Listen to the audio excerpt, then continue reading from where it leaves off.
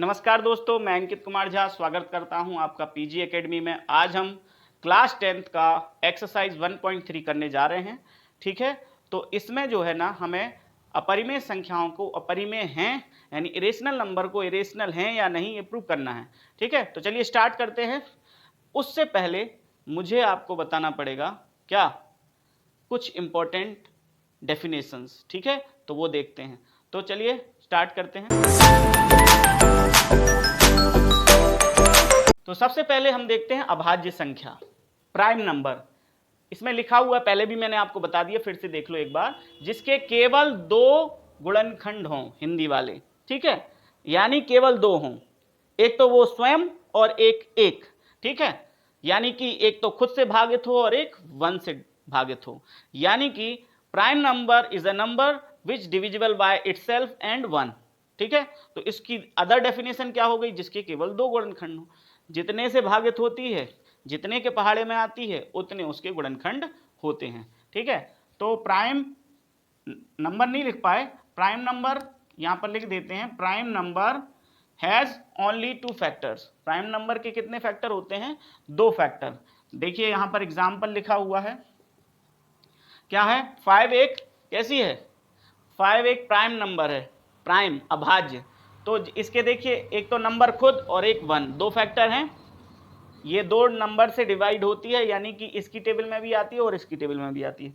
7 भी एक prime number है, 7 की टेबल में आती है और 1 की टेबल में। इसके अलावा और किसी की टेबल में आती है? नहीं आती। तो जो नंबर अपनी टेबल में और एक की टेबल में आए, यानी अपने से डिविजिबल हो और 1 से डिविजिबल हो, तो वो कहलाती है आपकी प्राइम नंबर, यानी कि अभाज्य संख्या। फिर आती है भाज्य संख्या यानी कंपोजिट नंबर। तो इसका उलट ये है, मतलब कि इससे ज्यादा, 2 से ज्यादा, 2 नहीं 2 से ज्यादा। ऐसा कभी कभी आपने सुना होगा 2 और मोर देन 2, मतलब कि 2 या 2 से ज्यादा। नहीं, इसमें 2 से ज्यादा ही। ठीक है, तो जिसके 2 से ज्यादा गुणनखंड हो वह अभाज्य संख्या। ठीक है, composite number has more than 2 factors, यानी कंपोजिट नंबर के 2 से ज्यादा फैक्टर होते हैं। देखिए यहाँ कुछ एग्जाम्पल लिखे हैं। 4 2 इंटू 2 इंटू 1 हो गए, कितने हो गए? 1 2 3, 2 से ज्यादा है। 9 3, देखिए 3 फैक्टर हैं। 15 के भी 3 फैक्टर लिखे हुए हैं। तो ये क्या हो गई आपकी कंपोजिट नंबर। अब देखते हैं हम सह अभाज्य यानी कि को प्राइम नंबर। ये बहुत इंपॉर्टेंट है, यही इसमें काम आने वाली है। तो सह अभाज्य यानी को प्राइम नंबर, इसमें क्या होता है, 2 नंबर ऐसी जिनमें दोनों की दोनों या तो भाज्य हो या अभाज्य हो, या एक अभाज्य हो दूसरी भाज्य हो, यानी दोनों कंपोजिट हो या दोनों प्राइम हो, या एक कंपोजिट एक प्राइम हो, कोई मतलब नहीं है इससे। लेकिन उन दोनों का कॉमन फैक्टर कितना होना चाहिए? 1। कितना होना चाहिए? 1। कॉमन फैक्टर का मतलब दोनों एक दूसरे से डिवाइड ना हो, ना किसी तीसरे से डिवाइड हो। तो ये क्या कहलाती हैं? Composite number. दोनों एक दूसरे से कैंसिल आउट ना हो। तो यहां पर लिखा है मैंने, ऐसी 2 संख्याएं जो भाज्य हों या अभाज्य, दोनों भाज्य भी हो सकती, दोनों अभाज्य भी हो सकती, या एक अभाज्य और दूसरी अभाज्य हो सकती है, परंतु उनका उभयनिष्ठ गुणनखंड कितना हो? 1 हो। कितना? 1 हो। ठीक है, इंग्लिश में लिखा है the number 2 numbers are composite either both composite और prime, but common factor of these numbers is only 1। ठीक है, क्या लिखा है? 2 numbers are coprime either both composite और prime, but common of these, common factor लिखना था, common factor of these numbers is only 1। ठीक है, 2 ऐसी नंबर जिनका कॉमन फैक्टर कितना हो? 1, चाहे वो कैसी हो, प्राइम हो चाहे कंपोजिट हो। देखिए एग्जाम्पल कुछ लिखे हैं यहाँ पर, 4 और 5। यहाँ पर ये कैसी है? कंपोजिट। ये कैसी है? प्राइम। यानी ये भाज्य है, ये अभाज्य है, लेकिन ये दोनों एक दूसरे से कैंसिल नहीं होती, मतलब इन दोनों का कॉमन फैक्टर कितना हुआ? 1। ठीक है, और कुछ है इसका कॉमन फैक्टर? नहीं। यहाँ पर दोनों कंपोजिट हैं, 4 और 9 दोनों कैसी हैं? कंपोजिट नंबर हैं, लेकिन ये दोनों किससे डिवाइड होती हैं? 1 से, यानी इन दोनों का कॉमन फैक्टर ओनली 1 है, इसके अलावा कुछ नहीं है। ठीक है, ये दोनों कैसी हैं?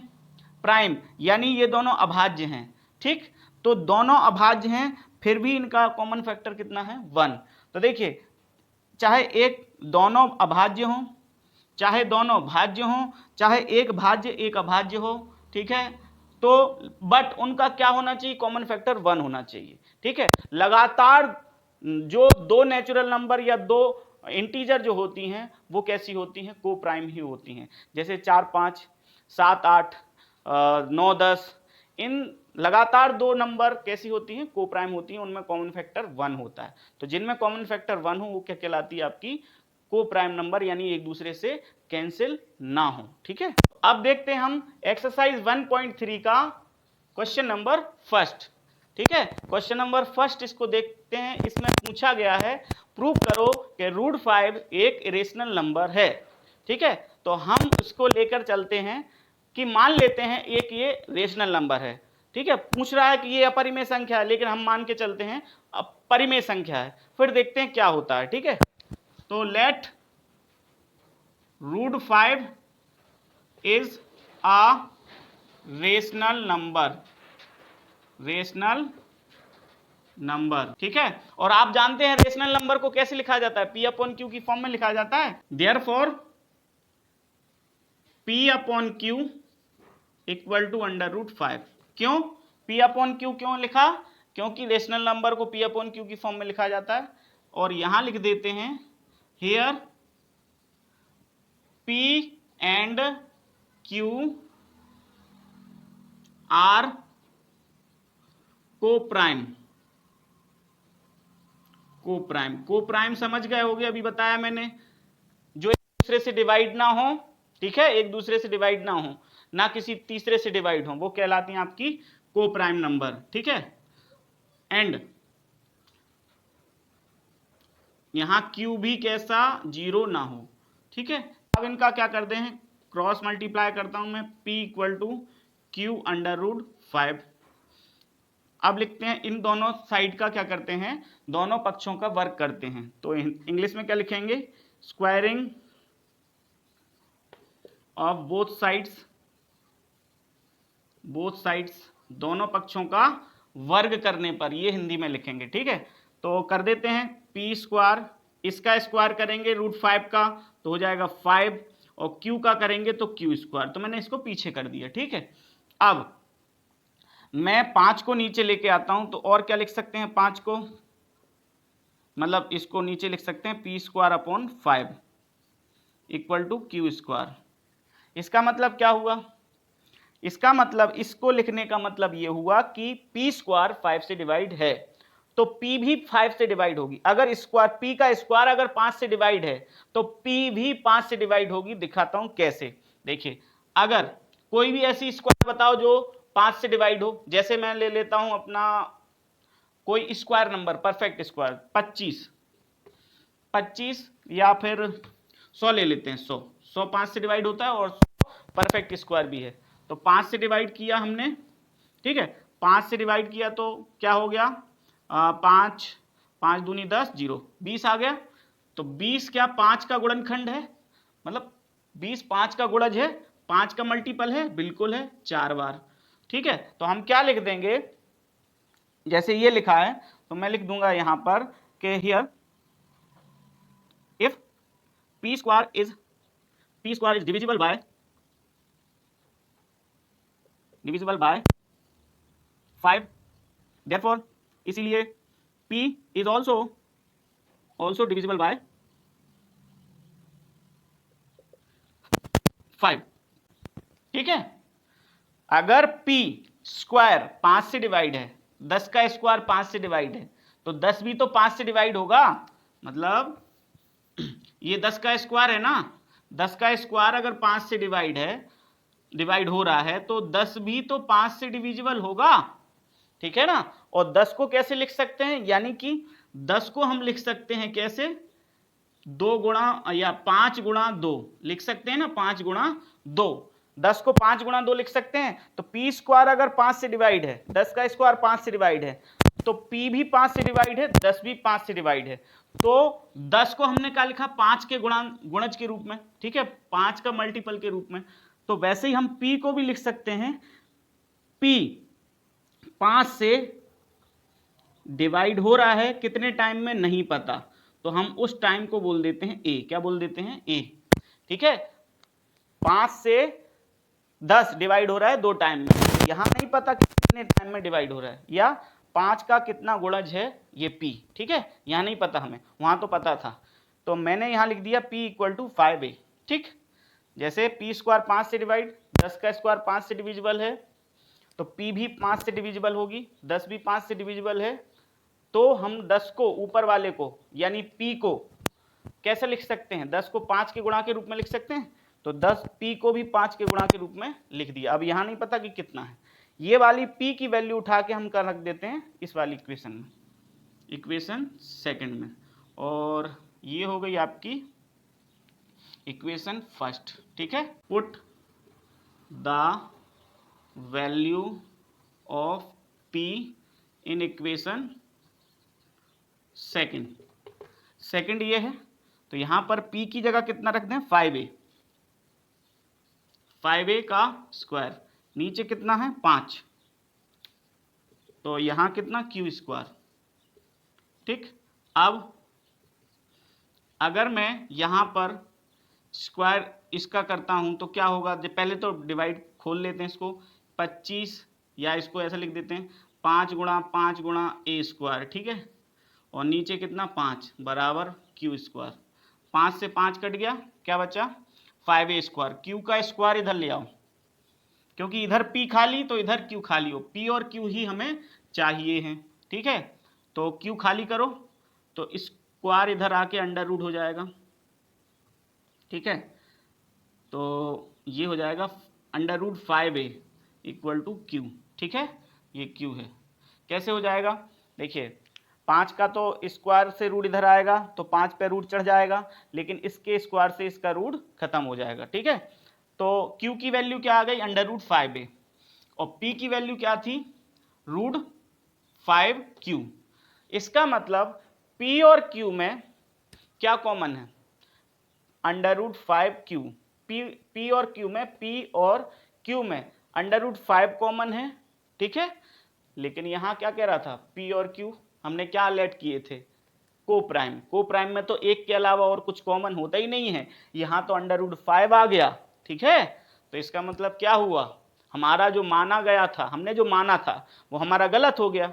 तो हमने क्या माना था? रूट 5 एक रेशनल नंबर है। देखिए, वो कह रहा था इरेशनल प्रूव करो, हमने इसको जबरदस्ती रेशनल मान के किया, लेकिन रेशनल मान के किया, और यहां लिखा कि p और q दोनों कैसे हैं? को प्राइम, जिनका कॉमन फैक्टर 1 होता है। लेकिन प्रूफ सॉल्व करने पर पाया कि p और q में अंडर रूट 5 कॉमन है, तो p और q में यहां कह रहा था 1 कॉमन है, लेकिन यहां तो अंडर रूट 5 आ गया, तो ये तो गलत हो गया। ठीक है ना, को प्राइम कहता है 1 कॉमन, लेकिन यहां अंडर रूट 5 भी कॉमन आ रहा है। ठीक है, इसलिए हमारा एजम्पशन जो है वो गलत हो गया, हमारा मानना गलत हो गया, इसलिए रूट 5 कैसी है? अपरिमेय संख्या है। बस यहां नीचे यही लिखना है, hence या here our assumption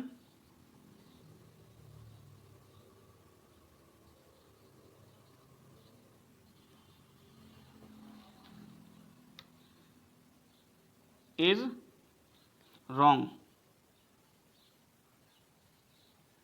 That's why therefore under root 5 is an irrational number। क्या? irrational, यहां दिख रहा होगा आपका irrational नंबर। ठीक है, इरेशनल नंबर।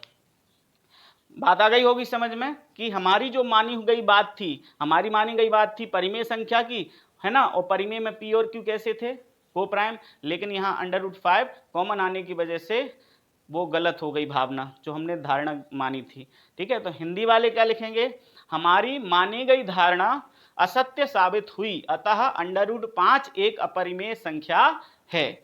ठीक है, तो I hope you have to understood that.